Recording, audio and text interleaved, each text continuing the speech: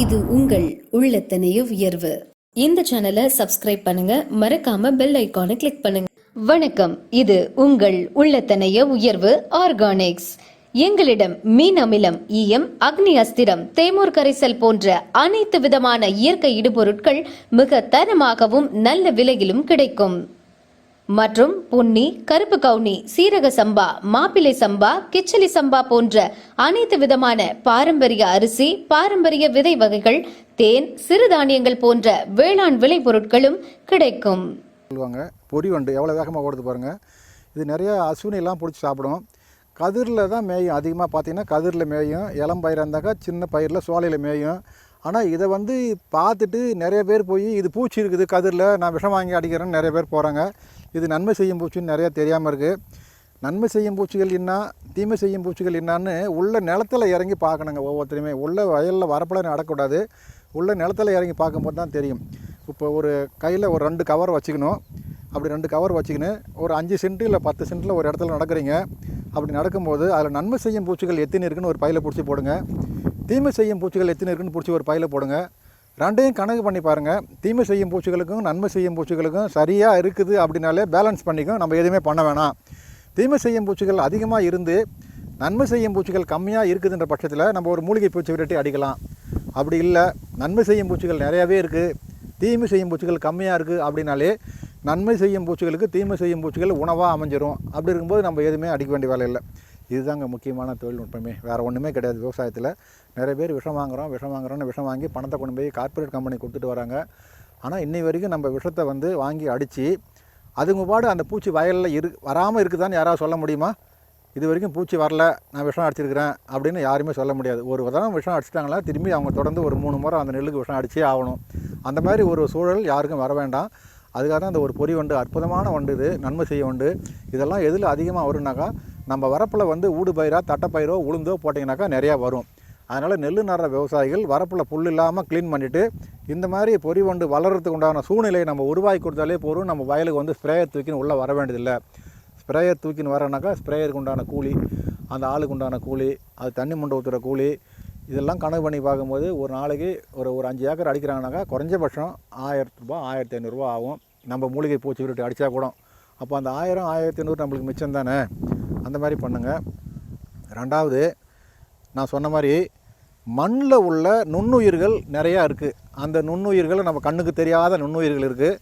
அடுத்ததாக பார்க்க போனாக்கா மண்ணில் சில உயிரினங்கள் இந்த பூச்சிகளை பிடிச்சி சாப்பிடுது. அது உதாரணத்துக்கு சொல்ல போனாக்கா தவளை, நண்டு, பாம்பு, இது மாதிரி வகைகள் நிறையா இருக்குது. நீங்கள் நிறைய பேர் களை எடுக்கிறதுக்கு பால் மாதிரின்னு களைக்கொல்லி போடுறீங்க. அதை பிடிச்சி பூராத்தையுமே பிடிச்சி ஒரு பாக்கெட்டில் போடுங்க. எதெல்லாம் பிடிக்க முடியுமோ அதை பிடிச்சி ஒரு பாக்கெட்டில் போடுங்க. இல்லை பெரிய பிளாஸ்டிக் பாக்கெட் அகன்ற ஒரு பிளாஸ்டிக் பாக்கெட்டில் போட்டு மேலே துணி போட்டு மூடுங்க. அதேமாதிரி மண்புழுலாம் நிலத்தில் நிறையா இருக்குது இல்லையா, அந்த மண்புழுலாம் பிடிச்சி ஒரு பிளாஸ்டிக் பாக்கெட்டில் போடுங்க. ரெண்டுக்கும் ஸ்ப்ரே பண்ணி பாருங்கள். நீங்கள் அடிக்கிற விஷத்தை ஸ்ப்ரே பண்ணி பாருங்கள். எது எவ்வளோ சீக்கிரமாக சாகுது, இல்லை எது உயிராகுதுன்னு பாருங்கள். எல்லாமே செத்து போகும். அப்படி இருக்கும்போது நன்மை செய்யும் பூச்சிகளை பிடிச்சி ஒரு பாக்கெட்டில் போடுறோம். அதே போல் தீமை செய்யும் பூச்சிகளை பிடிச்சி ஒரு பாக்கெட்டில் போடுறோம். இதுக்கும் ஒரு ஸ்ப்ரே கொடுக்குறோம், இதுக்கும் ஒரு ஸ்ப்ரே கொடுக்குறோம். அதே ஸ்ப்ரே தான், ரெண்டுமே ஒரே டோஸ் தான். நன்மை செய்யும் பூச்சிகளும் ஒரு டோஸ் தான், தீமை செய்யும் பூச்சிகளும் ஒரே டோஸ் தான். அதே அளவு தான், அளவு மாறுபடாது. ஆனால் எது எவ்வளோ சீக்கிரமாக சாகுதுன்னு பார்த்தீங்கன்னாக்கா நன்மை செய்யும் பூச்சிகள் சீக்கிரமாக செத்து போகும், தீமை செய்யும் பூச்சிகள் சாகாது. ஏன்னா நன்மை செய்யும் பூச்சிகள் இப்போ நான் காட்டின கதிர் மேலே தான் இருக்குது நன்மை செய்யும் பூச்சிகள், சோளை மேலே தான் இருக்குது நன்மை செய்யும் பூச்சிகள். தீமை செய்யும் பூச்சிகள்லாம் உள்ள அடியில் தூரில் இருக்குது. அப்போ நீங்கள் அடிக்கும்போது ஸ்ப்ரே கூடுமான வரைக்கும் மேலே தான் படும். மேலே தான் படுன்னும்போது அப்போ மேலே இருக்கிறது நன்மை செய்யும் பூச்சிகள், இது சீக்கிரமாக செத்து போகும்.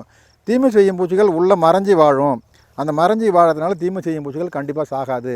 அப்போ தீமை செய்யும் பூச்சிகள் சாகாதுன்ற பட்சத்தில் நன்மை செய்யும் பூச்சிகளை சீக்கிரமாக அழிக்கிறதுனால தீமை செய்யும் பூச்சிகளுடைய முட்டைகள் நிறையா இருக்கும். அப்போ அது இன்னும் கொஞ்சம் மல்டிப்ளை ஆகும். ஏன்னா நன்மை செய்யும் பூச்சிகள் சாப்பிட்றதுக்கு அந்த முட்டைகள் தகுதியான வலுவான முட்டையை அமைஞ்சு நன்மை செய்யும் பூச்சிகள் செத்ததுனால அது முட்டை குஞ்சு பொறிச்சு குஞ்சியாக வெளியே வந்துடும். அப்போ இன்னும் நிறையா ஆகினே இருக்கும் தீமை செய்யும் பூச்சிகள்.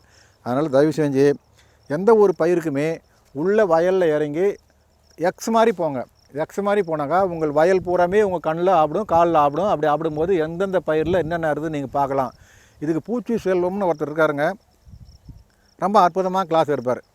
வாய்ப்பு இருந்தால் அவருடைய கிளாஸில் நீங்கள் ஒரு முறை ஈஷா மூலியமாக கலந்துக்கங்க. ஈஷா தொண்டு நிறுவனம் இந்த மாதிரி கிளாஸ்லாம் எடுக்கிறதுக்கு அட்டன் பண்ணுறதுக்கு நிறையா வாய்ப்பு கொடுக்குறாங்க. அந்த மாதிரி தொண்டு நிறுவனத்தோடு நீங்களும் சேர்ந்தீங்கன்னாக்கா உங்களுக்கு அந்த அருமையான வாய்ப்பு இருக்குது.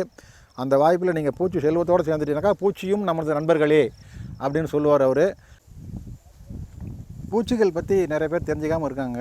நன்மை செய்யும் பூச்சிகள் எது, தீமை செய்யும் பூச்சிகள் எது. நான் முதல்ல அங்கே கருப்பு கவனியில் நெல்லில் ஒரு பொறி வண்டு பிடிச்சி காட்டுக்கிறேன். சிவப்பான ஒரு பொறி வண்டு நன்மை செய்யும் பூச்சின்னு. அந்த மாதிரி நிறைய வகையான பூச்சிகளை நம்மளே இனம் காணணும். முதல்ல அந்த மாதிரி இனம் காணணுனாக்கா நம்மளுக்கு நன்மை செய்யும் பூச்சிகள் எது, தீமை செய்யும் பூச்சிகள் எதுன்னு தெரியாமல் நிறைய பேர் இருக்காங்க இல்லையா. அதுக்காக எல்லோரும் தெரிஞ்சுக்கிறதுக்காக உண்டான பூச்சிகள் வகையில் தாங்க இது. இந்த மாதிரி நன்மை செய்யும் பூச்சிகள் எது, தீமை செய்யும் பூச்சிகள்னு தெரிஞ்சுக்கினீங்கனாக்கா உங்களுக்கு பொருளாதார சாதனைகளை தெரிஞ்சு நீங்கள் அதுக்கு மூலிகை பூச்சி விரட்டி அடிக்கலாமா வேண்டாமான்னு தெரிஞ்சுக்கலாம். குருத்து பூச்சி வருது அப்படின்னாக்கா அதனுடைய எதிரி பூச்சிகள், குருத்து பூச்சியினுடைய எதிரி பூச்சிகள் இதெல்லாம் இதில் இருக்குங்க. குருத்து பூச்சியினுடைய எதிரி பூச்சிகள் இவ்வளவும் இருக்குது. அதே போல் ஒட்டுண்ணி முட்டைகள் நம்ம கட்டுவோம். பூச்சிகள் வராமல் இருக்கிறதுக்காக கரும்பில், காய்கறியில், நெல்லில் ஒட்டுண்ணி கட்டுவோம். அந்த ஒட்டுண்ணிகளில் குளவி வகைகள் தான் நிறையா வரும். அந்த மாதிரி குளவி வகைகள் தான் இங்கே கொடுத்துருக்காங்க. இந்த குளவி வகைகள் நிறையா வகையான தீமை செய்யும் பூச்சிகளுடைய முட்டைகளை பிடிச்சி சாப்பிட்ரும். தீமை செய்யும் பூச்சிகள் முட்டைகளை சாப்பிட்டுட்டாக்கா அந்த முட்டைகள் பொரிஞ்சு வெளியே பூச்சிகள் வராமல் எல்லா முட்டையும் வீணாயிடும். அப்போ நம்மளுக்கு பூச்சி உற்பத்தி கொஞ்சம் கொஞ்சமாக குறைஞ்சிரும். இந்த மாதிரி நிறைய பூச்சிகள் இருக்குது. இதை பற்றி பூச்சிகளை பற்றி நிறையா தெரிஞ்சுக்கணுன்னாக்கா நீங்கள் முழுசாக அதுக்கு ஒரு நாள் கிளாஸ் தனியாக இருக்குது, அந்த மாதிரி எடுத்துக்கணும். அதே போல் ஒவ்வொரு பூச்சிக்கும் எதிரி பூச்சிகள் இருக்குங்க. அந்த மாதிரி எதிரி பூச்சி பொதுவாக கதிர்நாவாய் பூச்சின்னு நம்ம முதல்ல ஒரு இடத்துல காட்டிருக்கிறாங்க. நம்ம சீரக சம்பா நெல் பார்க்கும்போது கதிர்நாவாய் பூச்சி பார்த்தோம். அந்த கதிரில் தான் மேயும். நெல் கதிருங்குது. அந்த கதிரில் அந்த கதிர்நாவாய் பூச்சி மேயுது பாருங்கள். 8 கால் இருக்கும், பச்சை கலரில் பூச்சி இருக்கும். இந்த கதிர்நாவாய் பூச்சிக்கு அதுக்கு எதிரி பூச்சி, அதுக்கு தனியாக சில எதிரி பூச்சிகள். கதிர்நாவாய் பூச்சியை சாப்பிட்றதுக்காகவே, அதனுடைய முட்டைகளை சாப்பிட்றதுக்காகவே இந்த எதிரி பூச்சிகள் இருக்குது. இந்த மாதிரி பூச்சிகள்லாம் இருக்குது அப்படின்னாக்கா, கதிர்நாவாய் பூச்சி கொஞ்சமாக இருக்குதுனாக்கா நம்ம எதுக்கும் அதுக்காக ஸ்ப்ரே பண்ண வேண்டிய வேலை இல்லை. அதே போல் கொம்பு புழுன்னு சொல்லுவோம். பொதுவாக யானை கொம்புன்னு சொல்லுவோம். அதே போல் கொம்பு புழுன்னு சொல்லுவோம். அதுக்குண்டான எதிரி பூச்சிகள் இதெல்லாம் இருக்குது. அதே போல் இது யானை கொம்பன் ஈனே சொல்கிறோம். யானை கொம்பன் ஈனா இந்த மாதிரி சின்னதாக அங்கங்கே இருக்கும். சுருள் வடிவில் சாம்பிராணி மாதிரி இருக்கும் இலை. அந்த மாதிரி உள்ள பூச்சிகளை கட்டுப்படுத்துறதுக்கு இந்த மாதிரி எதிரி பூச்சிகள்.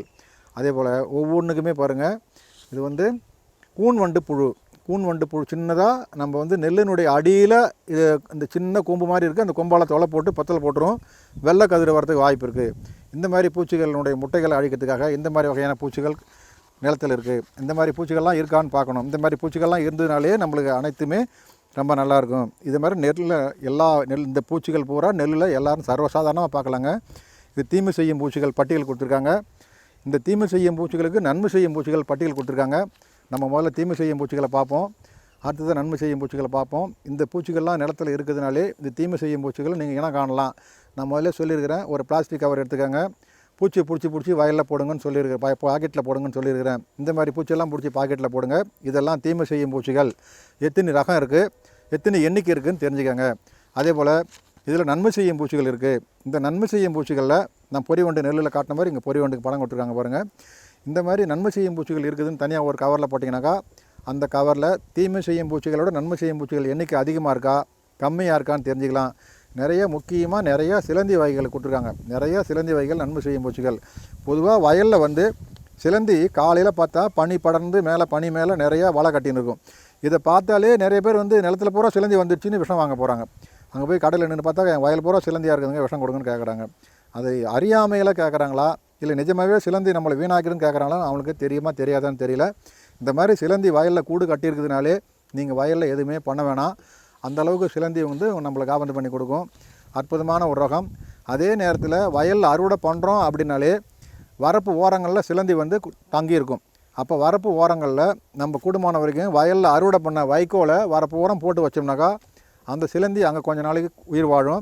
அதனுடைய இனப்பெருக்கத்துக்கு அந்த இடம் தூண்டுதலாக இருக்கும். ஏன்னா வயல் பூரா கரம்பாக இருக்கும், வயலில் எந்த விதமான புல் பூண்டு கூட இருக்காது. அப்போ சிலந்திக்கு தேவையான சாப்பாடு அங்கே கிடைக்காது. அப்போ வரப்போரம் புல் இருக்கும். அந்த புல்லுக்கிட்ட நிறைய மாடு வந்து மேயும்போது ஆடு வந்து மேயும்போது சிலந்தி வீணாக்கிடும் இல்லையா. அதுக்காக வரப்போரமே நம்மளுக்கு பாதுகாப்பு இருக்குதுனாக்கா நெடுக்கலையும் வைக்கல போட்டு வச்சோம்னாக்கா அடுத்த பயிர் ஆரம்பிக்கிற வரைக்கும் அந்த வைக்கோல்லையே சிலந்தி இருக்கும். அந்த மாதிரி சிலந்தி நிறைய காபந்து பண்ணிக்கிறது ரொம்ப நல்லது. இதெல்லாம் நன்மை செய்யும் பூச்சிகள். இந்த மாதிரி இதெல்லாம் ஒட்டுண்ணி, இந்த மாதிரி ஒட்டுண்ணி புழுக்கள் இதெல்லாம் நம்மளுக்கு வந்து எல்லாமே நன்மை செய்யும் பூச்சிகள் தாங்க. இந்த மாதிரி பூச்சிகளெல்லாம் நம்ம இனம் காணணும். இந்த மாதிரி இனம் கண்டுட்டாலே போகிறோம். நம்ம வந்து விஷம் வாங்குறத குறைச்சிக்கின்னு மூலிகை பூச்சிக்கிட்ட அடிக்கலாமா வேண்டாமா அப்படின்னு தெரிஞ்சுக்கலாம். அடுத்ததாக நம்ம மாப்பிளை சம்பா பார்க்க போகிறோம்.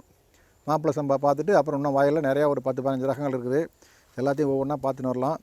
இதில் வந்து ஒரு வட்ட சிலந்தி, குள்ள சிலந்தி, ஓனாய் சிலந்தி, நீர்த்தாண்டி சிலந்தி இப்படின்னு பல வகையான சிலந்திகள் இருக்குது. இந்த சிலந்திகள்லாம் ரொம்ப ரொம்ப ரொம்ப நல்ல பூச்சிங்க. இந்த பூச்சிகள்லாம் நம்ம இனங்கண்டு நம்ம முதல்ல சொன்ன மாதிரி பாக்கெட்டில் பிடிச்சி போடுங்க. உள்ள வயலில் இறங்குங்க சார், தயவு செஞ்சு. உள்ள ஒரு 8 மணி நேரம் ஒரு ஃபேக்ட்ரி வேலை செய்கிறோம்.